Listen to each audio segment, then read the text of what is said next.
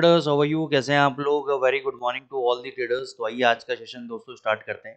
तो सबसे पहले डॉलर इंडेक्स के बारे में बातचीत करेंगे। और आपको अगर याद हो तो जब हमने लास्ट वीक एनालिसिस किया था तो आपको बताया था कि अगर ये वाला लेवल ब्रेक होता है तो ये आपका 97.70 तक जा सकता है। इसने आज लो लगाया, यानी कल लो लगाया 97.88।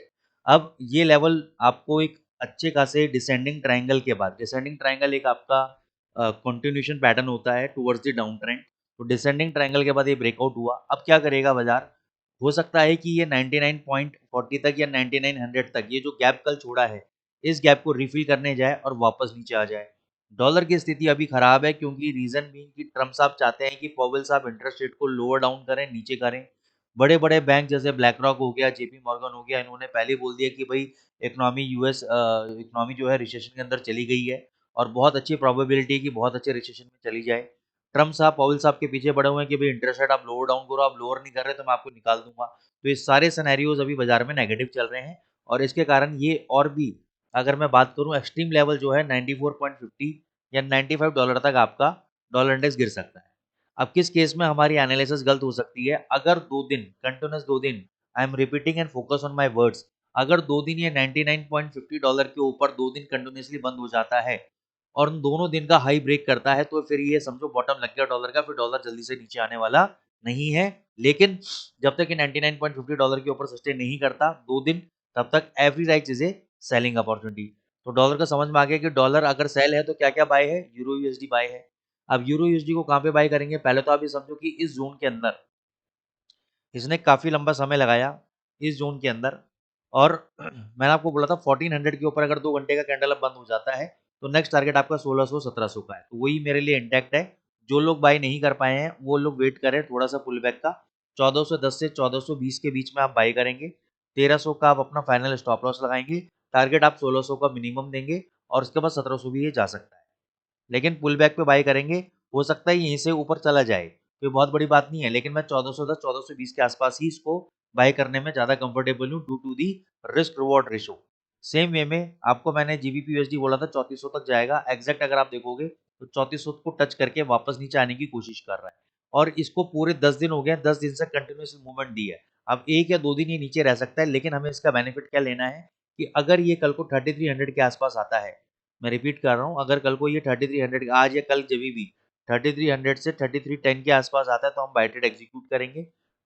3200, 3200 हमारा स्टॉप लॉस रहेगा, 3200। और टारगेट हमारे 3500 तक के हमारे टारगेट्स इसमें इंटैक्ट रहेंगे। अगर सीधा सीधा यहाँ से जाता है और अगर आज का हाई ब्रेक करता है, अगर सीधा सीधा जाता है आज का हाई ब्रेक करता है तो आप 1.3422 का इसका हाई है, ये जैसे ही ब्रेक करेगा इसके ऊपर बाय कर लेना। नेक्स्ट टारगेट आपका 3500 और उसके बाद 3580, ये नेक्स्ट टारगेट आपका इंटैक्ट रहेगा जीबीपी यूएसडी में। उस केस के अंदर स्टॉप लॉस कल का लो, ये जो कल का लो है ये स्टॉप लॉस रहेगा आपका। क्लियर हो गया? गोल्ड के ऊपर आ जाते हैं। गोल्ड ने, जैसे मैंने आपको बोला था, बहुत ही जल्दी ये 3500 के लेवल को दिखाई देगा, लेकिन मेरे को उम्मीद नहीं थी इतनी जल्दी आ जाएगा। मैं एक्सपेक्ट कर रहा था साल के एंड तक आएगा, लेकिन अभी इसने हाई लगा दिया 3455 का। अभी इंस्टेंट बेसिस पे अगर मैं आपको बताऊं, जब मैं रिकॉर्डिंग कर रहा हूँ तो 3450 का एक अच्छा खासा रेजिस्टेंस है। मोमेंटम में इसने ब्रेक किया है, वापस नीचे आने की कोशिश कर रहा है। ठीक है, तो 3455 का जो ये हाई है उसके स्टॉप लॉस के साथ अभी 3445 चल रहा है मोटा मोटा। 3445 के आसपास आप शॉर्ट पोजिशन बना लो। 55 का एसएल रहेगा। टारगेट नीचे 3410 तक के आपके टारगेट रह सकते हैं। अगर ये 55 का हाई ब्रेक कर देता है तो नेक्स्ट सेलिंग जो बनेगी आपकी, नेक्स्ट सेलिंग बनेगी आपकी 3470 के आसपास। उसमें 3480 का स्टॉप लॉस रहेगा। और वो भी स्टॉप लॉस कैसे रहेगा कि अगर उसमें 1 घंटे का कैंडल 3480 के ऊपर बंद हो गया तो एग्जिट, बाय नहीं करना है, एग्जिट कर लेना है। सेल ट्रेड ही लेना है अभी ऊपर, क्योंकि जो अभी ट्रेड वॉर के चलते जो टेंस सिचुएशन हो रही है उसके कारण ऊपर जा रहा है। जैसी वो सिचुएशन हल्की होगी डेफिनेटली ये नीचे वापस से थोड़ा बहुत आएगा। लेकिन लॉन्ग टर्म तेजी है, इसके पीछे बहुत सारे फंडामेंटल कारण हैं जो हम अपनी मेंटरशिप में बताते हैं। अगर आप लॉन्ग टर्म इन्वेस्टमेंट करना चाहते हैं अपने बच्चों के लिए तो अभी this is the right time कि थोड़ा थोड़ा करके हर महीने अगर आपके पास एक्स्ट्रा कैश है तो गोल्ड को आप बाय करना चालू करो, चाहे फिजिकल में करो चाहे एटीएफ में करो, लेकिन गोल्ड बाय करना आप चालू करो। लॉन्ग टर्म में आप सोच नहीं सकते, इतने जबरदस्त टारगेट हैं इसके। तो उसमें जैसे सिप होता है ना, म्यूचुअल फंड सिप होता है, वैसे इसमें करते रहो। मैं आपको गारंटी दे रहा हूँ इतना जबरदस्त प्रॉफिट्स होंगे आपको, आप याद करोगे मेरे।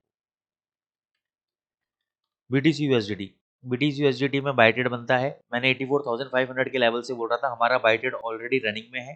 88,877 का हाई लगा दिया, 92, 94, 96,000 ये मेरे टारगेट्स हैं। कहीं भी डिप आता है वो आपकी इच्छा है। अभी डिप देखो, अगर ये 86 के आसपास आता है बाय करो, 85 के आसपास आता है और भी बाय करो। ये ऊपर जाएगा, अभी ऊपर जाने के चांसेस बहुत हाई हैं इसके, तो इसमें आप बाय ट्रेड बीटीसी के अंदर ले सकते हैं।